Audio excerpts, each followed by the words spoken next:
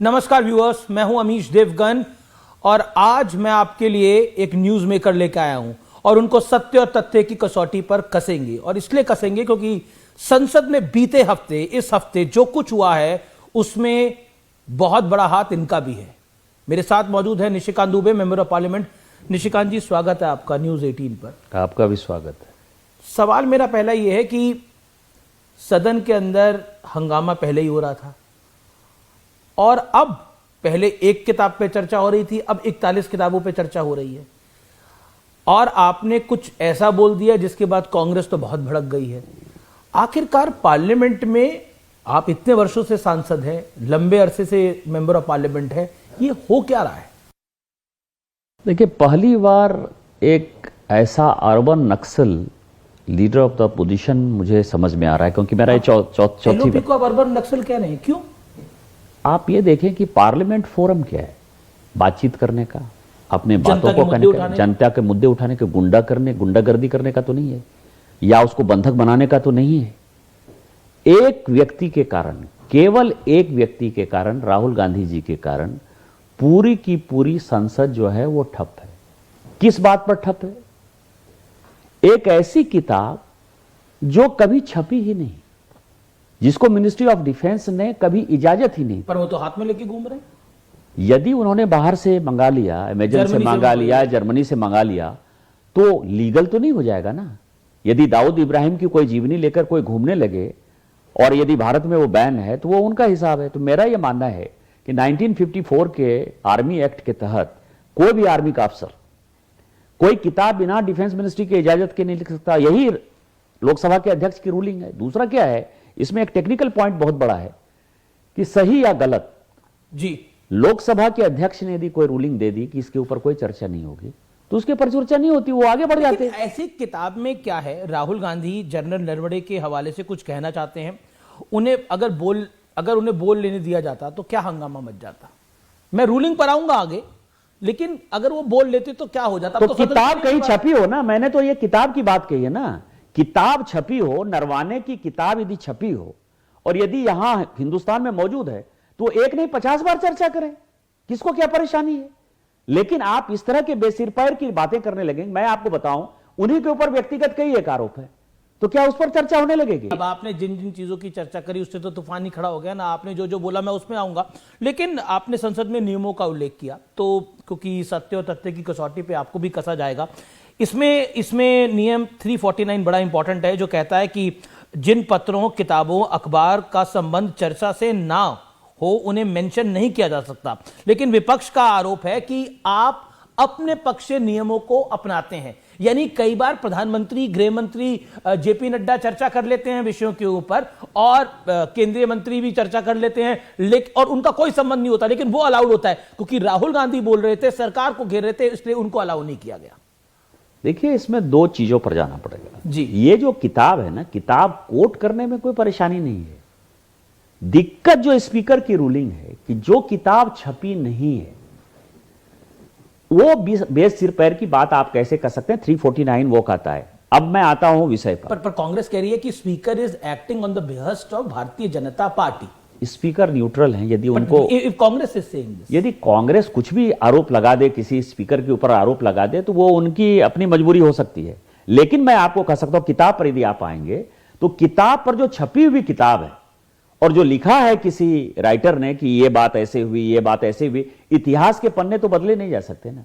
इतिहास तो इतिहास है। आपको लगता नहीं है? देखिए, आप कह रहे हैं कि विपक्ष बिलो द बेल्ट जाता, अब मैं बोलता हूं आप भी बिलो द बेल्ट चले गए। आपने अय्याश और पता नहीं क्या क्या शब्द बोल गया। 40 किताबें आपने यहां रखी हैं, किताबों से भरा बैग। मैंने कुछ नहीं बैग में हमने सदन में पैसे तो आते हुए देखे थे एक समय पर, लेकिन ये किताबें लेकर पहुंच गए, वो भी 40। मैंने अपनी कोई बात नहीं कही। यदि मैं बोलता इस किताब, अय्याश कहा आपने?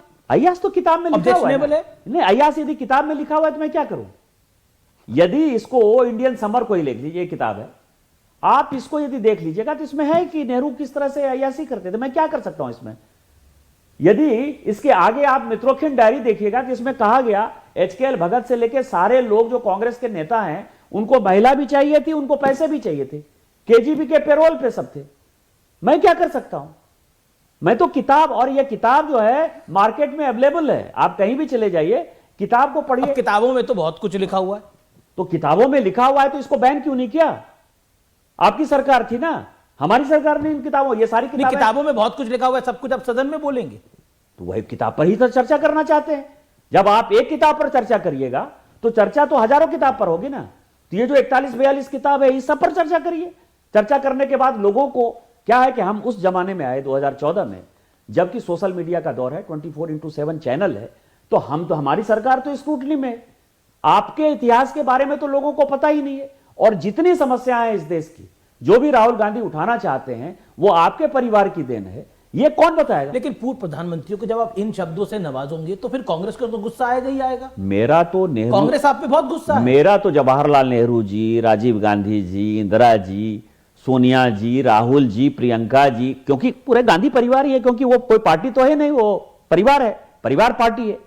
मेरा सबके प्रति बहुत सम्मान है, बड़ा सम्मान है, ये सब बोल रहे हैं लेकिन जिन लोगों ने ये किताबें लिखी हैं, जैसे ये तबलीन सिंह जी अभी जिंदा ही है ना, दरबार लिखी है जी, आपके बारे में उल्टा पुल्टा लिखी, तबलीन सिंह को जेल क्यों नहीं भेज दिए यार? हम तो उनकी किताब को कोट कर रहे हैं। ये संजय बारू ने ये किताब लिखी, फिल्म भी बनी इसके ऊपर। नहीं, मैं कह रहा हूं कि ये लिखी कहे कि आप जो है पावर सेंटर चलाते थे, आप पूरा घुसखोरी करते थे, भ्रष्टाचार करते थे। आपने संजय बारू तो आप ही का एडवाइजर था ना, हम क्या कर सकते? पीएमओ का एडवाइजर था, पीएमओ का एडवाइजर था ना, आप ही की सरकार का एडवाइजर था ना। आपने के जो शब्द थे मैं आपको कोट कर देता हूं, जो आपने सदन में बोला, नेहरू अय्याशी कर रहे थे। अब उसके आगे आपने बोला नेहरू एडविना माउंटबेटन के साथ संबंधों में व्यस्त थे, ये आपने बोला। और इसके बाद कांग्रेस की तरफ से तीखी प्रतिक्रियाएं हैं, उन्होंने भी ट्वीट करे। ये जो अंग्रेजी माइंडसेट से लोग चलते हैं ना, उनको पता ही नहीं कि शब्द क्या है। किताब में लिखा हुआ है, हमने बोला। यदि आप, जैसे शिवराज पाटिल साहब 4 बार दिन में कुर्ता बदलते थे, जिसके कारण कि उन कपड़ा बदलने के कारण उनका मंत्रालय चला गया, यदि 4 बार आप कपड़े बदलते हैं वो भी अय्याशी है। जुआ यदि खेलते हैं, मैं बिहार झारखंड की बात करता हूं, उत्तर प्रदेश जो जहां की हिंदी को लोग समझते हैं, यदि आप जुआ खेलते हैं वो भी अय्याशी है। यदि आप दारू पीते हैं वो भी अय्याशी है। यदि आप बहुत अमीर आदमी हैं, रोज पार्टी थ्रो करते हैं या चार्टर्ड प्लेन से चलते हैं, उसको भी हमारा समाज अय्याशी कहता है। अय्याशी जो है वो, यदि मैं कह देता अनैतिक संबंध है, व्यभिचार के संबंध है, पति पत्नी के संबंध है, उसको कहते हैं फिजिकल रिलेशन। पर आपको नहीं लगता it is getting too personal? Do you think that is वो एडवाइस? मैं कह रहा हूं कि ये मैंने नहीं कहा ना, इसीलिए इस किताब में जो सबसे, आप कहने कि आपने अय्याश बेहतर शब्द इस किताब से निकाला, मैंने अपने से नहीं निकाला। तो वही बात होगी, जेपी नड्डा ने सदन में बोला अबोध बालक, और सुधांशु त्रिवेदी उसको सदन में जस्टिफाई कर रहे थे अबोध बालक बुरा शब्द नहीं। अच्छा, अबोध बालक कैसे बुरा शब्द है? हम अपने बच्चे को जो है, बीजेपी की डिक्शनरी कहां से आ रही है? जेपी नड्डा कह रहे हैं अबोध बालक बुरा शब्द नहीं है, निशिकांत दुबे कह रहे हैं अय्याश ये बुरा शब्द नहीं है। ये डिक्शनरी आप ला कहां से रहे हैं? ये बताओ ना कि आप भी तो उत्तर प्रदेश में रहते हो। अय्याश जो है, जो जुआ खेलने वाला है उसको अय्याश बोलते हैं कि नहीं?